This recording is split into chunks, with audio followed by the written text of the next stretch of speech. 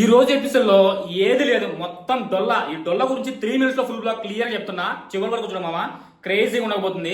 ఎందుకంటే రావడంతోనే who is real who is fake అని టాస్క్ పెట్టి వాళ్ళలో కొంతమందిని లేపి మీ అభిప్రాయం ఏంటి, ఎవరు రియల్ గా ఉన్నాడు ఎవరు ఫేక్ ఉన్నారు అని ఒక కన్వర్జేషన్ స్టార్ట్ అయితే ఇక క్లియర్ గా గాయత్రి రావడంనే మన రోహిత్ నాడు చూస్ చేసుకుంటే నువ్వు రియల్ గా ఉంటావు, అవుట్ సైడ్ అయినా కూడా బయట అయినా కూడా అని.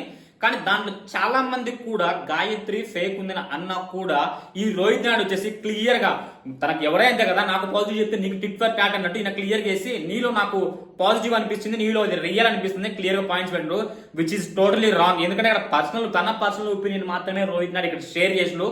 అంతేగాని గేమ్ పరంగా స్టేజ్ మీద ఏం ఆడుతున్నారు అనేది ఎవరు తెలియదు, అంతా బ్యాక్ సైడ్ గేమ్. అండ్ ఇంకొకటి ఆర్కే ప్లస్ ఈ శాలిని అండ్ సృష్టి వీళ్ళ మధ్య జరిగిన సంఘర్షణ ఎంత దారుణం అంటే నిన్న ఎపిసోడ్ లో క్లియర్ గా శాలిని సైకిల్ చేస్తుంది. సైకిల్ చేయడం వల్లే సృష్టి తనకి హ్యాండ్ ఓవర్ చేయకుండా ఏ వాళ్ళని డిఫెండ్ అంటే ఆ మిస్టేక్ లో చేసింది అని క్లియర్ ఒప్పుకుందా.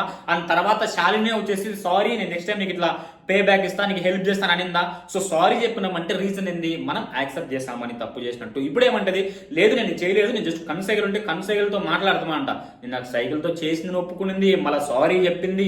ఆ సారీ చెప్పే క్రమంలో ఆర్కే నాయుడు మీద ముయి షటప్ అని వర్డ్స్ అన్నా కూడా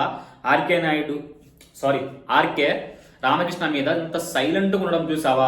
అతను ప్రతి ఎపిసోడ్ లో చాలా దారుణం పాపం అనిపిస్తుంది. ఈ రోజు కూడా ఎస్పెషల్లీ సైలెంట్గా ఉంటే ఏరే వాళ్ళ మీద డిపెండ్ అయ్యే టాస్క్ అది. సో మనం అక్కడ నిలబడకుంటే చూస్ చేసి ఏరే వాళ్ళు చూస్ చేసుకున్న టాస్క్ ఇతన్ని ఫోటో పెట్టగలుగుతాడు. వాళ్ళ మైండ్ లోకి ఎవరైనా నన్ను అడుగు ఇది కరెక్ట్ ఉంది తప్పని చెప్తాడా, లేదు కదా. ఒక పల్లెటూరు నుంచి వచ్చిన కుర్రోడి మీద ఎన్నెన్ని నోరు వేసుకొని మాట్లాడినా కూడా సైలెంట్గా ఉండడం చూసావా. ఇక్కడ ఒక మెట్టెక్కిపోయినావు. ఎందుకంటే ఇదే కన్వర్జేషన్ కింద ఒక అమ్మన్ మీద కానీ ఒక రోహిత్ నాయుడు మీద కానీ నువ్వు ఏమైనా చేసింటే పెద్ద రచ్చలు చేసి ఒక పాజిటివ్ ఔరా క్రియేట్ చేసుకుని వాళ్ళకి తప్పినట్టు పోర్ట్రేట్ చేసుకునే వాళ్ళు. కానీ ఇక్కడ క్లియర్ చూడు మనలో ఏమీ తెలియదు, అన్నీ అమాయకుడుగా తిట్టన్ని సైలెంట్ గా అనుకుని సైలెంట్ మూవ్ అని అవుతాడు. అదే కింద ఆర్కే నాయుడు మీద నువ్వు వేసింటే రోహిత్ నాయుడు మీద వేసింటే అదంతా ఒక పాజిటివ్ తీసుకొని పెద్ద బ్లాస్ట్ చేసేవాడు ఎపిసోడ్నే. నిజం చెప్తున్నా, తుప్పాస్ ఎపిసోడ్ ఇదోడు. సో ఏమన్నా ఉందా, అది ఇంకోటంతా భరతనాట్యం ఇద్దరు ఎంటర్ అవుతారు హౌస్ లోకి, వాళ్ళిద్దరు who is real who is fake అంట. ఎట్లా చెప్పగలరు, అది కూడా మనం ఒకటే క్వశ్చన్ అడగాలంట. Costume same, ditto same. ఒక అమ్మాయి నర్వస్ కి ఫీల్ అవుతుంది, అది అక్కడ ఎవరికైనా తెలుస్తుంది కదా, చిన్నపిల్లలకేమా. అండ్ ఇంకోటి సన్ఫ్లవర్ సీడ్స్ తెచ్చి ఆ సీడ్స్ ఇతనాలలో ఫ్లవర్స్ ఉంటాయి, ఫ్లవర్స్ తెచ్చి ఏది రియల్ ఏది ఫేక్ అంట. నాకైతే మైండ్ పోతుంది. అండ్ ఇద్దరు మనుషులకు కబోర్డ్ పెట్టి ఎవరు హైట్ ఎవరు టాల్ ఫేస్ చూసి చెప్పాలంట. ఏంది జాతకం చెప్తున్నా, ఏదో నాకు అర్థం కాదు. నాకైతే లిటరల్ 20 ఎపిసోడ్ మొత్తం డొల్ల ప్రతిదీ ఒక ఎంటర్టైన్మెంట్ లేదు, ఒక కామెడీ లేదు. పోనీ బై మిస్టేక్లో ఈ అమ్మను వచ్చి కొంచెం లవ్ ట్రాక్ మాదిరి ఏమైనా శాలినితో అట్లా ఏమైనా మాట అంటే నాకు ఆల్రెడీ ఉన్నాడు ఈమె బిల్డప్ ఆకర్షణ పోయింది, తట్టుకోలేదు.